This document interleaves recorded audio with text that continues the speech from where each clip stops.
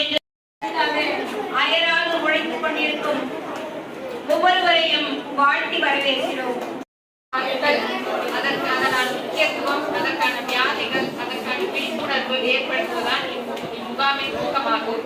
இம்முகாமின் நோக்கத்தை நிறைவேற்ற புன்னகை பள்ளி சிறார்களின் வாய்நோய் அறிதல் திட்டம், இத்திட்டத்தினை நடந்த முகாமிற்கு வருகை தந்து சிறப்பித்துக் கொண்டிருக்கும் டாக்டர் பி. முத்துராஜா அவர்கள் மற்றும் மாநகராட்சி மேயர் திருமதி